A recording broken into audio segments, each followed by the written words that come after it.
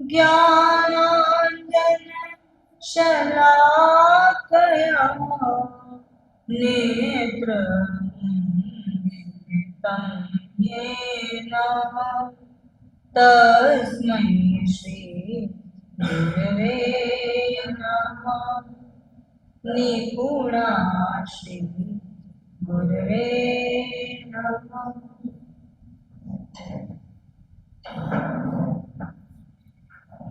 प्रभुवर मुझको मार्ग दिखा, पाऊँ मैं कैसी तुम्हारी दशा। प्रभुवर मुझको मार्ग दिखा, पाऊँ मैं कैसे तुम्हारी दशा। विसंभावों से मुक्त बनूं, कर देना प्रभुवर इतनी कृपा।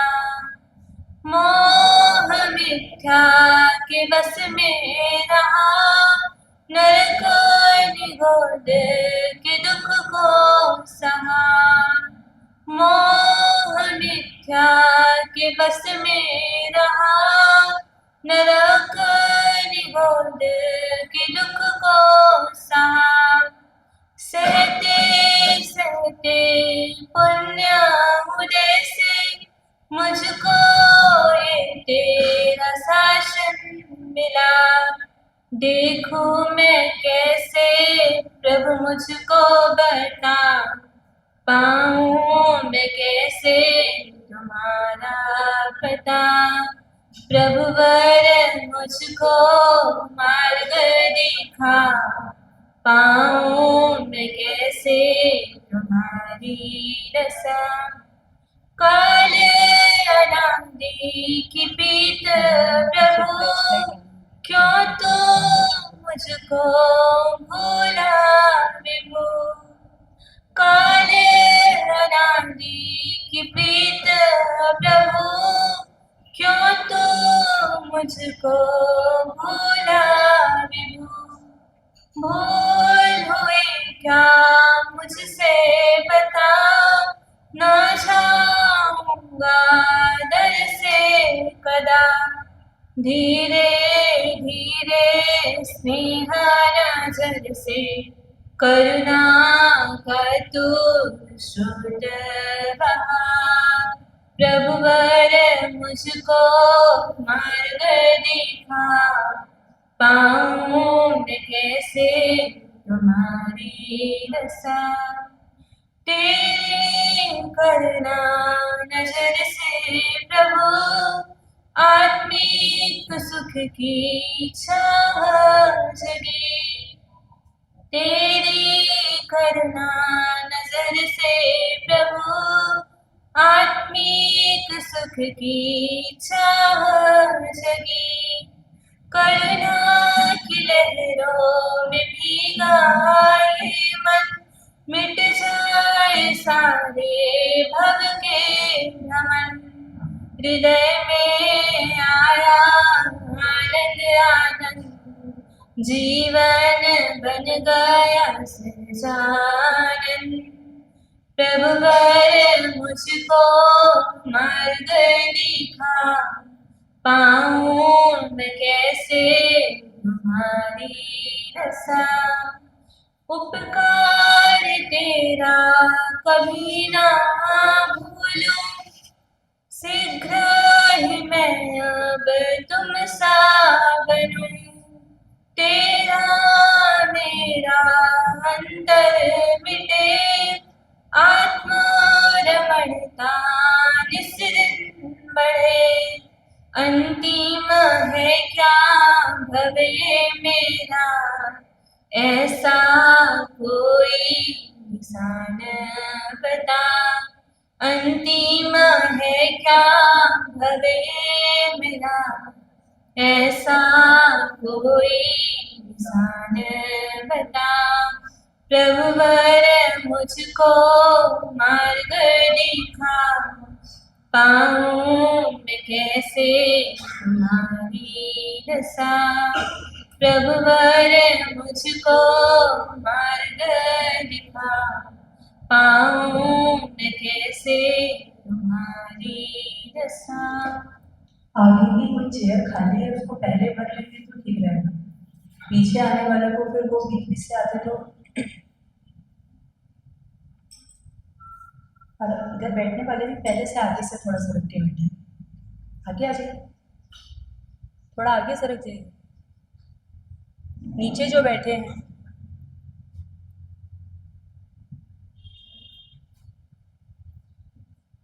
सर्वज्ञ सर्वदर्शी अध्यंत परमात्मा के चरणों में वंदन। युग प्रधान युग पुरुष चारों राधा गुरुदेव के चरणों में वंदन।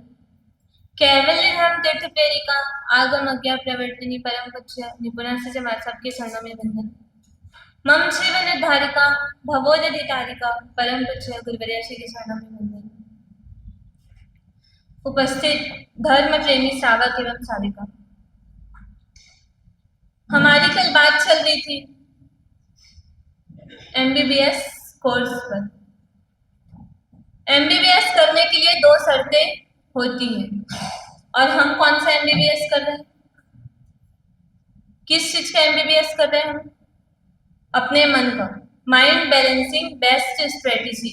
हम अपने मन का MBBS कर रहे हैं, और मन का MBBS करने के लिए हम सेलेक्ट भी हो चुके हैं।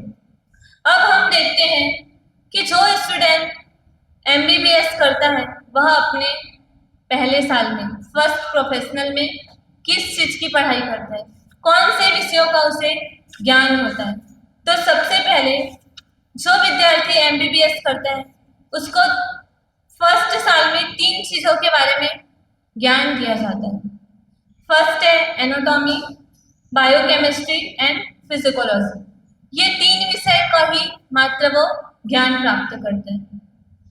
लेकिन ये बात हम सब जानते हैं कि शरीर के बारे में जानना, शरीर के रोगों के बारे में जानना वो बहुत ही आसान है, लेकिन मन के बारे में जानना बहुत ही दुष्कर है। शरीर के बारे में तो हम कैसे भी जानकारी प्राप्त कर सकते हैं, लेकिन वो अगर हम अपने खुद के मन के बारे में भी जानना हो तो बहुत ज़्यादा डिफिकल्ट है। तो ऐसे इस साल हम अपने मन का आइडेंटिफाई करेंगे कि हमारे मन में कौन कौन से रोग होते हैं। हम अपने मन में इन 3 विषयों का चिंतन करेंगे। कौन कौन से 3 विषय?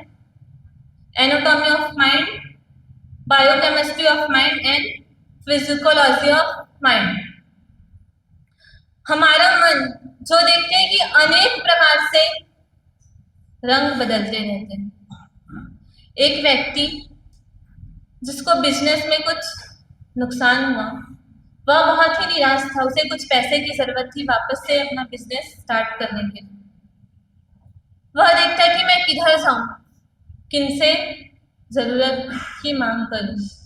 तो वो अपने गांव के एक सेठ जी के पास जाते हैं कि सेठ जी मुझे कुछ पैसे चाहिए थे, 1 लाख रुपए आप मुझे देंगे, फिर मैं लौटा दूंगा। सेठ जी कहते हैं कि मैं तो तुम्हें जानता ही नहीं हूँ, कभी मैंने तुमको देखा ही नहीं है, तो मैं पैसा कैसे तुम्हें दूं, किस विश्वास के साथ दूं। तब वह व्यक्ति कहता है कि क्या जमाना है, जो इंसान मुझे जानता है वो भी मुझे पैसा देने के लिए इनकार करता है, और आप कहते हैं कि मैं तो तुम्हें जानता ही नहीं, तो कैसे पैसा दूं। मतलब हम देखें कि एक बगुले को पहचान करना इजी है। क्यों? क्योंकि वह अंदर से भी काला होता है और बाहर, क्योंकि वह अंदर से भले ही काला होता है, बाहर से सफेद दिखाई देता है। हंस को पहचान करना है तो भी उसकी पहचान हम कर सकते हैं, क्योंकि वो अंदर से भी सफेद और बाहर से भी सफेद दिखाई देता है। कौवा की पहचान भी हम कर लेंगे। क्यों? क्योंकि वे अंदर बाहर दोनों से काला होता है। लेकिन ये मन की पहचान हम कदापि नहीं कर सकते। वह कभी हंस बन जाता है, कभी कौवा बन जाता है, तो कभी बगुले का रूप भी ले लेता है। वो कभी किसी के लिए पीयूष का प्याला बन जाता है, तो कभी किसी के लिए विष का प्याला भी बन जाता है। कभी किसी को हेल्प करने के लिए राजी होता है, तो किसी को मारने के लिए भी वो तत्पर हो जाता है। ऐसे हमारा मन जो अनेक प्रकार से घिरा हुआ है, अनेक प्रकार हमारे मन का है। तो सबसे पहला था एनाटॉमी ऑफ माइंड। हम देखते हैं कि हमारा मन कैसा है। हम सामने वाले व्यक्ति को बोलना कुछ और चाहते हैं, लेकिन सामने वाला समझता कुछ है और है, और उसकी बात पर वो विश्वास कर लेता है। एक पिताजी अपने बच्चे से बहुत परेशान थे, क्योंकि आए दिन उसके पिताजी के पास बच्चे की कंप्लेन आती कि आज तुम्हारे बच्चे ने मेरे घर का कांच तोड़ दिया, मेरे बेटे को मार दिया, आज मेरे घर का दरवाजा तोड़ दिया। मतलब रोज कुछ ना कुछ बेटे की कंप्लेन आती। वो पिताजी अपने बेटे को जाकर कहते हैं कि तुमने जिंदगी में कोई ऐसा काम किया है कि जिससे मेरा सिर ऊंचा हो सके। बेटा तुरंत ही जवाब देता है कि पिताजी किया है ना मैंने ऐसा काम। एक दिन जब आप नींद में सोए हुए थे तो आपका सिर तकिया के नीचे आ गया था, और मैंने आपके सिर के नीचे तकिया रखकर आपका सिर ऊंचा किया। किया उसने काम? पिताजी का सिर ऊंचा करने का काम किया कि नहीं किया? मतलब उसके पिताजी बोलना क्या चाह रहे थे और बेटा समझता क्या है। ऐसे ही हमारा ये मन है कि हम किसी को बोलना क्या चाहते हैं, या सामने वाला हमको बोलना कुछ और चाहता है, लेकिन हम समझ कुछ और लेते हैं। ज्ञानी भगवंत कहते हैं कि ऐसे तो मन के बहुत बहुत प्रकार है, लेकिन उन्होंने मुख्य रूप से 4 चीजों में बांटा है: कैटल, मेटल, बैटल और सेटल। ये 4 तरह से हम अपने मन को देखेंगे कि हमारा मन कैसा है। सबसे पहला है कैटल। कैटल मतलब पशु वृत्ति प्रधान। हम मानते हैं कि हम कौन है? इंसान। हम भले ही मनुष्य का चोला पहन लिए, मनुष्य की आकृति हमको मिल गई, लेकिन अंदर अभी भी पशु की प्रवृत्ति ही हमारे अंदर दिखाई देती है। अभी भी वो पशु की आकृति ही हमारे अंदर है। मतलब जो चीजें पशु में दिखाई देती है, वो चीजें आज हमारे अंदर डेवलप होना शुरू हो गया है। और जो इंसान का गुण है, जो इंसान में जो खूबी होनी चाहिए, वो धीरे धीरे लुप्त होती जा रही है। दिग्दर्शिता की कमी आते जा रही है। मतलब वर्तमान के सुख को ही सिर्फ हम देखते हैं, और उसका भविष्य में क्या इंतजाम होगा, क्या उसका फल होगा, उसके बारे में नहीं सोचते। अभी सुख मिल रहा है तो उसको अपन सुख मानते हैं, लेकिन उस सुख का क्या दुष्परिणाम होगा, इसके बारे में कभी चिंतन होता है? कभी विचार आता है कि इस छोटे से सुख के लिए मुझे क्या चीज भोगना पड़ेगा, मुझे कितना फल मिलेगा? ये बात तब की है जब पुराने जमाने में घरों में चूल्हे का उपयोग किया जाता था खाने बनाने के। वो गांव में एक बच्ची रहती थी, जब बहुत मक्खियां झूमती थी, भिन भिन करती थी, तब उस बच्ची को लगता, वो बच्ची रोज उस मक्खियों को पकड़ती और उसको बहुत आनंद आता। क्यों? क्योंकि आज मैंने इतनी सारी मक्खी पकड़ी। उसको प्राउड फील होता कि आज मैंने इतनी सारी मक्खियां पकड़ी, और धीरे धीरे वो उसके हैबिट में आ गया। अब वो अपने दोस्तों से शर्त लगाने लगी कि कौन ज्यादा मक्खियां पकड़ते हैं। ऐसा करके वो रोज अपने दोस्तों से शर्त लगाती कि कौन ज्यादा मक्खी पकड़ते हैं, कौन ज्यादा मक्खी पकड़ते हैं। एक दिन उसके मन में ख्याल आया कि क्यों ना मैं इस मक्खी को उस जलते हुए चूल्हे में डाल दूं, और वो मक्खी पकड़ती है और उस चूल्हे में डाल देती। अगर वो धीरे से डालेगी तो मक्खी तो उड़ जाएगी, तो वो सोचती गेंद की तरह जोर से उछाल कर मक्खी को जलते हुए चूल्हे में डालती। जब वो मक्खी चूल्हे के अंदर जाती है और फट फट उस मक्खी की मरने की आवाज आती है, वो आवाज उसके कानों को प्रिय लगता है, उसको और सुनने में आनंद आता है कि कितना अच्छा आवाज है। ऐसे बहुत सालों तक उसने ये काम किया, ये रियल की घटना है। ऐसे बहुत सालों तक उसने ऐसा किया। फिर समय बीता और उसकी शादी हुई, उसकी एक बेटी भी हुई। फिर थोड़े समय के बाद उस बेटी की भी शादी हुई। लेकिन उसकी बेटी की शादी होने के बाद, ससुराल जाने के बाद एक भी दिन उसकी बेटी ने सुख से नहीं जिया। मतलब पूरे टाइम वो डिप्रेशन, तनाव, सदमे में ही रहती थी। और अपनी बेटी को ऐसे तड़पते हुए देखकर वो माँ भी तड़पती थी। मतलब उसकी बेटी शादी होने के बाद से समझ लो एक जिंदे लाश की तरह सिर्फ तड़पते रहती थी। और अपनी बेटी को उस हालत में देखकर उस माँ भी बिना आग के ऐसे जल रही है, वैसी कंडीशन उस माँ की भी।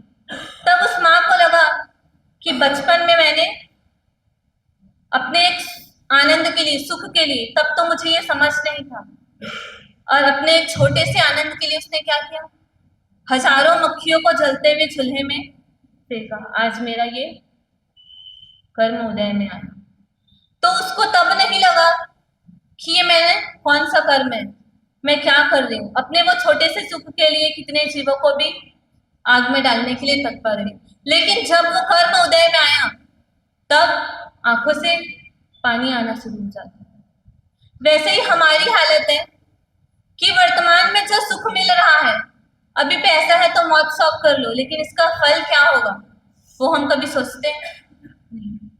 गर्मी से आए, खूब तेज गर्मी लगी है, एसी चालू कर दी। कभी आपके मन में आया कि हमारे वो पंच महाव्रतधारी साधु साध्वी कितने ही धूप से विहार करके आए, कितनी ही गर्मी हो, कितनी ही तबीयत भी खराब हो, लेकिन कभी क्या वो पंखे का यूज करते हैं? हाँ, चलो कोई बात नहीं, आपकी परेशानी है कि आप बिना पंखा के, बिना एसी के नहीं रह पा रहे, लेकिन हमारे मन में ये विचार तो आ सकता है कि वो हमारे साधु साध्वी जो बिना पंखा के रहते हैं, और तो भी हमेशा उनके चेहरे में प्रसन्नता दिखाई देती है। तो कम से कम मैं 5 मिनट तो उनके जैसा जीकर देख सकता हूँ, या फिर 5 मिनट भी नहीं रह सकता तो अपने मन में यह बात तो नहीं सोचूं कि कितना अच्छा लगा। ठीक है, आपको यूज करना पड़ रहा है, लेकिन मन में क्या भाव नहीं लाना कि वाह कितना आनंद आया। जितना हम पाप तो ऐसे भी कर रहे हैं, और उसके बाद भी उसकी और अनुमोदना करें तो उसका और ज्यादा पाप लगता है। आज हम देखते हैं कि छोटे से सुख के लिए हर प्राणी, चाहे वो मनुष्य हो, चाहे तिर्यंश हो, चाहे एक इंद्रिय बेंद्रिय, सभी जीव अपने सुख के लिए सब कुछ करने को तैयार हो जाते। एक हाथी को देखा होगा जो हथनी के प्यार में पागल बनकर उस हथनी को पाने के लिए वह शिकार के चंगुल में आकर अपना जीवन कुर्बान भी कर लेता है। वो तितली जो दीपक की ज्योति को देखकर पागल हो जाता है, पागल हो जाती है, और वह आग में जाकर जलकर जीवन समाप्त हो जाता है। मतलब हमारा जीवन एक पशु की तरह है।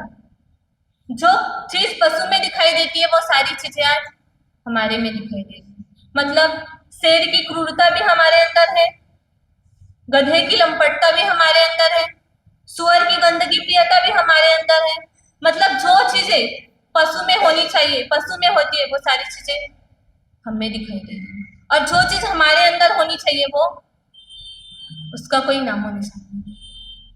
परमात्मा कहते हैं कि जिनका मन ऐसे पशु वृत्ति प्रधान है, उसका सुख भी कितना मिल जाए उसे, लेकिन वो हमेशा दुखी ही रहने वाला है। वो न खुद सुखी रह सकता है और न ही किसी दूसरे इंसान को सुखी कर सकता है।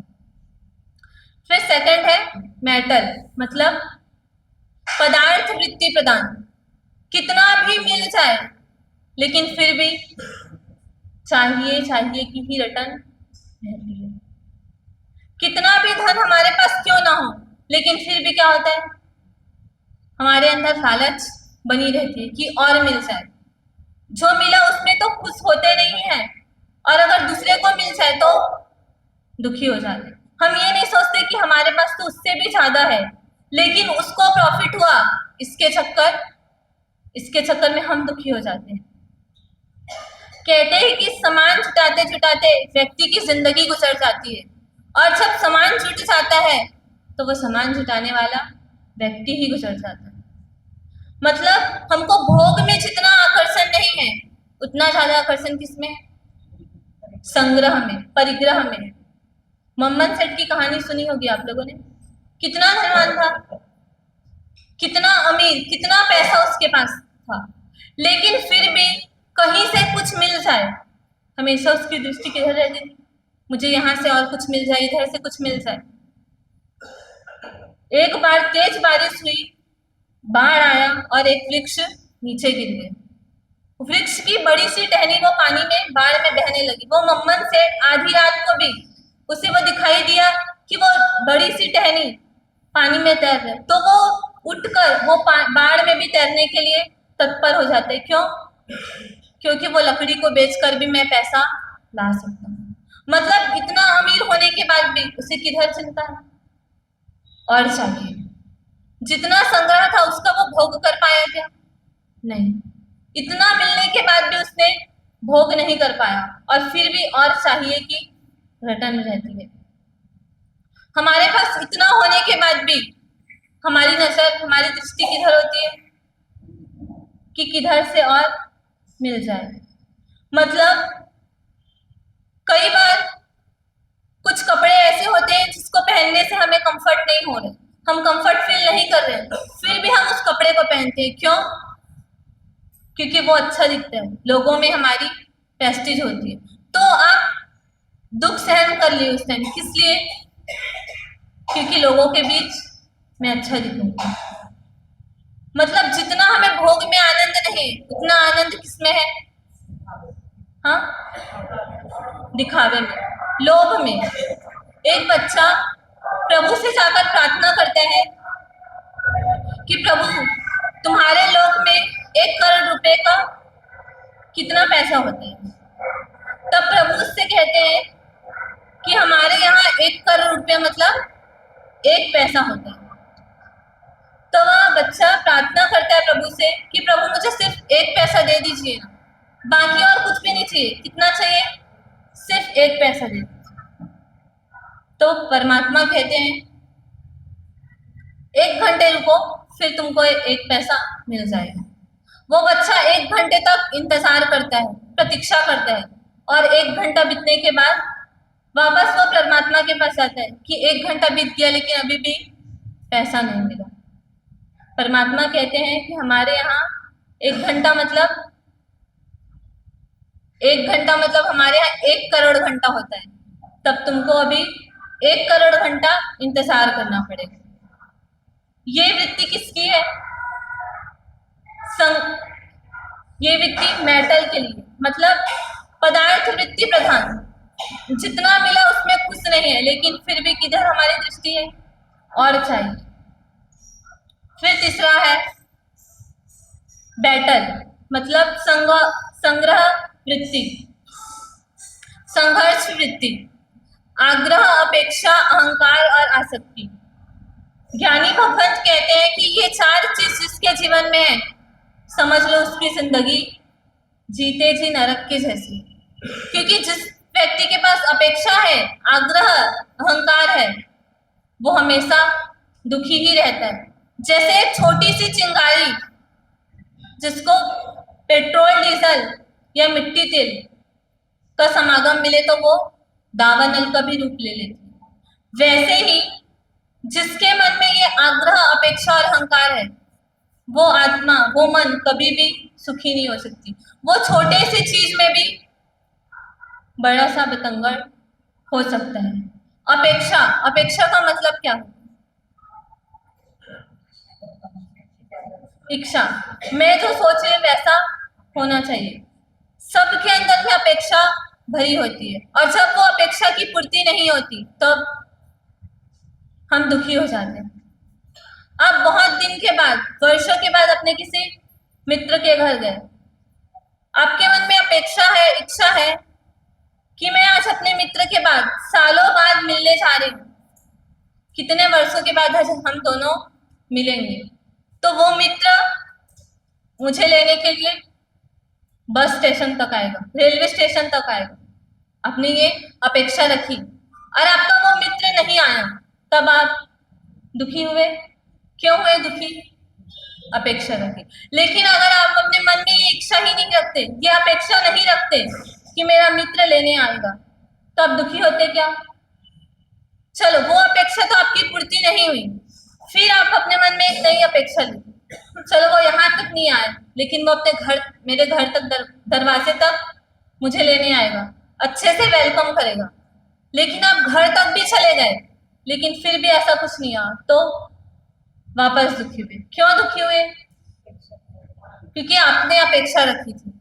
और अपेक्षा की पूर्ति नहीं हुई तो हम दुखी हो जाते हैं। आग्रह, आग्रह मतलब ये चीज ऐसा ही होना चाहिए, मैंने जो कहा है वो ही होना चाहिए, चाहे गरम ही होना चाहिए। ये क्या है? आग्रह। अपेक्षा से भी ज्यादा बढ़कर क्या है? आग्रह है। एक मित्र अपने दूसरे मित्र से पूछता है कि पत्नी कैसी होनी चाहिए? कैसी होनी चाहिए? हाँ, वो बोलता है रूपवान। तो और कैसे? बोलता है गुणवान। और कैसे? विनयवान। और कैसी होनी चाहिए? बुद्धिमान। वो और कैसे होना चाहिए? तो वो बोलते जो पति को परमेश्वर माने ऐसी पत्नी होनी चाहिए।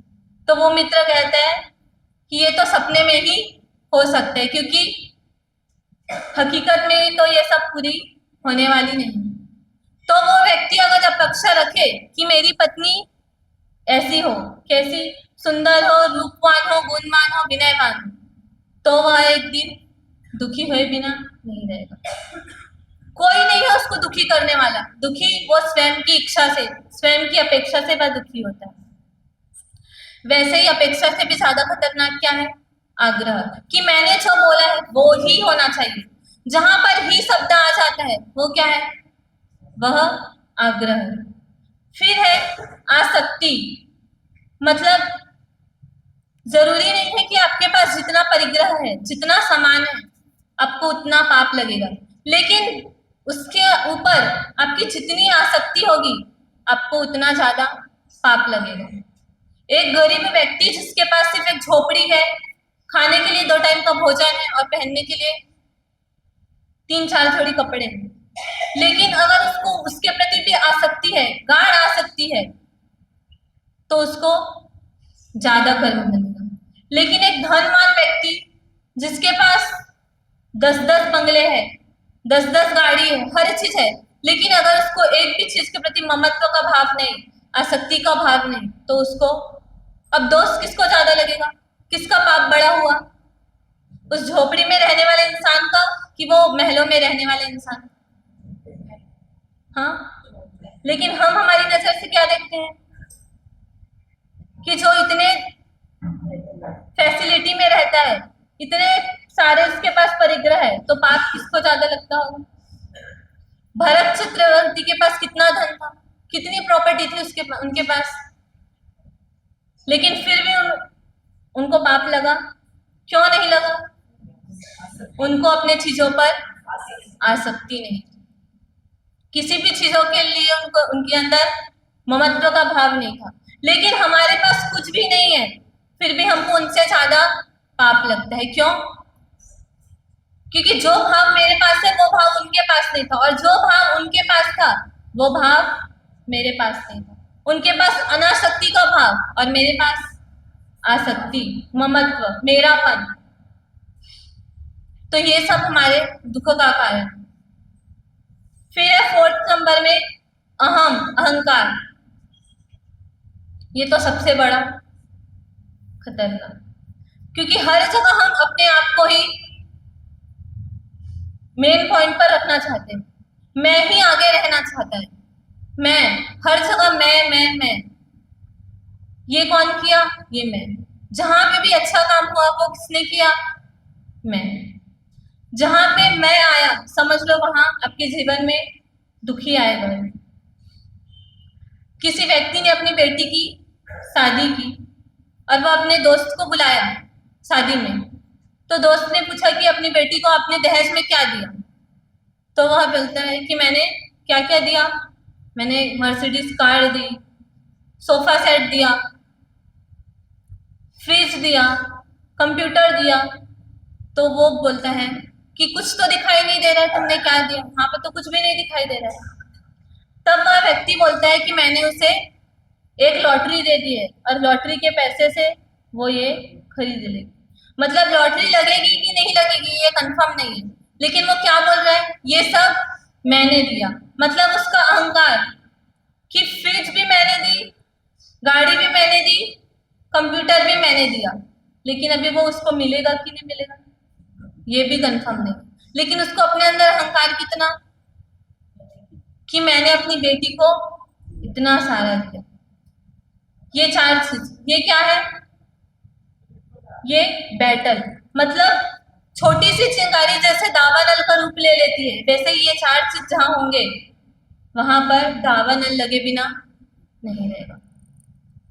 फिर होता है सेटल, मतलब कैसी भी परिस्थिति हो, हर परिस्थिति में एडजस्टमेंट हो जाना, हर जगह अपने आप को सेटल कर लेना। जिसके अंदर सेटल की वृत्ति है, एडजस्टमेंट करने की वृत्ति है, वो उसको कोई भी कभी भी दुखी नहीं कर सकता। चाहे कितनी भी परेशानी, कितना भी उसके पास प्रॉब्लम्स आ जाए, लेकिन वो कभी भी दुखी नहीं हो सकता। और ये कैसे हो सकता है? जितना हम ज्यादा पॉजिटिविटी रहेगी हमारे अंदर, जितना हम पॉजिटिव रहेंगे, उतना हम सुखी रहेंगे। क्योंकि कितना भी मुसीबत हमारे सामने आ जाए, अगर हम उसको पॉजिटिव नजरिया से देखें, सकारात्मक सोच से देखें, तो दुनिया का कोई भी नहीं है जो हमको दुखी कर सके। एक गुलाब का फूल जिसको कोई तोड़ भी ले तो उसको तकलीफ होती है कि नहीं? तकलीफ तो उसको भी होती है। लेकिन अगर उनसे पूछो कि कोई तुम्हें तोड़ता है तो तकलीफ होती है कि नहीं, तब वह गुलाब का फूल, उसका ये आंसर होता है कि मैं तो एक दिन गिरने ही वाली थी, लेकिन गिरने से पहले मुझे किसी ने उसका सदुपयोग कर लिया, तो ये तो मेरे लिए बहुत अच्छी बात है। तो सोचो, कोई उसे तोड़ रहा है, तकलीफ दे रहा है, फिर भी उसकी सोच कैसी, फिर भी वो प्रसन्न है। तो वो कैसे प्रसन्न रही? क्योंकि उसने सोच अच्छी रखी थी।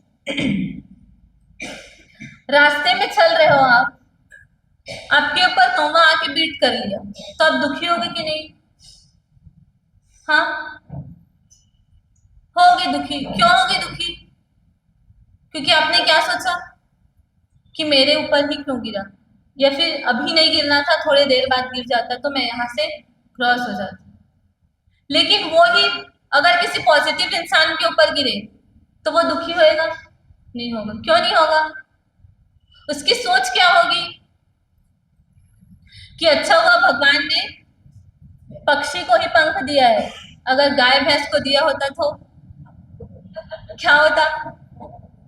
तो देखो, उसके ऊपर कौवा ने पीट किया, फिर भी वो प्रसन्न रह पाया।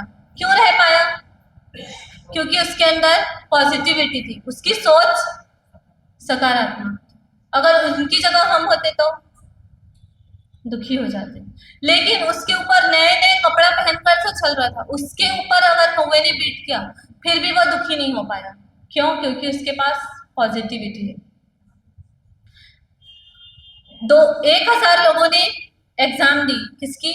MBA की। उसमें से 250 लोग पास हुए, और बाकी कितने लोग फेल हुए? 750 लोग। अब जो व्यक्ति फेल हुआ, उसके पास उसका मित्र गया, उसको किसके लिए? सांत्वना देने के लिए, कि तुम दुखे हुए तो तुमको दुख से उगारने के लिए। लेकिन वो जैसे अपने मित्र के पास गया कि तुम फेल हो गए इसलिए तुम्हारा मन दुखी होगा, लेकिन वो अपने मित्र की बात सुनता है कि मुझे कोई दुखी नहीं है, मैं तो प्रसन्न हूं। क्यों प्रसन्न हूं? क्योंकि भले मैं 250 लोगों से पीछे हूं, लेकिन मैं कितनों से आगे हूं? वो 1 मार्क्स से ही फेल हुआ, 1 नंबर से ही फेल हुआ, मतलब उसका नंबर कितना? 291, 51 नंबर में उसका रैंक लगा। तो मैं कितने लोगों से आगे हूं? हाँ, 749 लोगों से मैं आगे। तो मैं कम पीछे कितने लोगों से हूँ? सिर्फ 250 लोगों से। लेकिन कितने लोगों से आगे हूँ? तो प्रसन्न रह सकते हैं। कितनी बड़ी बात की 250 लोगों में वो फेल हुआ, फिर भी उसके चेहरे में प्रसन्नता। किस लिए प्रसन्नता है? क्योंकि उसके पास पॉजिटिविटी है। तो कौन कौन सी 4 चीजें हैं? कैटल, बैटल, सेटल और मैटर। ये 4 चीजें जिसके जीवन में है, मतलब कैटल, बैटल और मैटर, ये 3 चीज जिसके जीवन में वो दुखी होगा ही होगा। और जिसने ये चौथे नंबर की सेटल, मतलब समाधान वृत्ति, कैसी भी मुसीबत हो सब में वो समाधान निकाल दे, तो वो हमेशा सुखी रह सकता है, उसको कोई भी दुखी नहीं कर सकता। तो मन का एमबीबीएस करने के लिए हमको कौन कौन सा 3 सब्जेक्ट मिला है? हाँ, एनाटॉमी ऑफ माइंड, बायोकेमिस्ट्री और फिजिकोलॉजी। उसमें से कौन सा पढ़े अभी? Anatomy of mind. परमात्मा कहते हैं कि ये 3 विषयों का अगर हम अध्ययन कर ले अपने जीवन में, ये 4 चीजें जो हमने पढ़ी, कौन कौन सी? कैटल। अब किन 3 चीजों में हमें सेटल होना है? कैटल, बैटल और मेटल। इन 3 चीजों में अगर हम सेटल हो गए तो कोई हमें दुखी कर सकता है? दुनिया की किसी भी चीज के पास, किसी भी इंसान के पास ताकत नहीं है कि वो हमें दुखी कर सकता है। तो हम एमबीबीएस करने के लिए सेलेक्ट हो चुके हैं और पहले साल का एक अध्ययन भी हम कंप्लीट कर चुके हैं। अब हमको दिन भर में एनालाइज करना है कि मेरी वृत्ति कैसी है। पशु वृत्ति प्रधान है, संग्रह वृत्ति प्रधान है, समाधान वृत्ति प्रधान है कि संघर्ष वृत्ति प्रधान है। तो एक दिन हम जरूर सुखी हो सकते हैं, कोई भी हमें दुखी करने के लिए तत्पर नहीं हो सकते, किसी के पास भी ताकत नहीं है कि वो हमें दुखी कर सकता है। तो ऐसे सुख की प्राप्ति आपको भी हमें को भी इन्हीं स्वभावों के साथ समझा।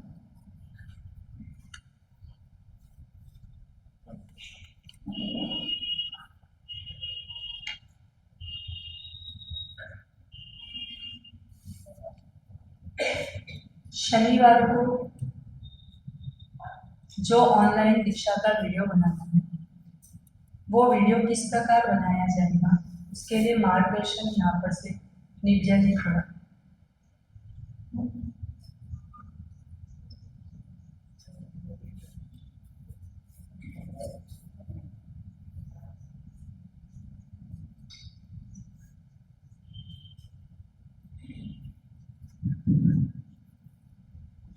चौबीस दिन कीर्तन करके चरणों में खुशबू, चारों हाथ बोलकर चरणों में खुशबू यहाँ पर विराजित परम पूज्य श्री स्नेह यशस्वी जी महाराज आदि खाना चरणों में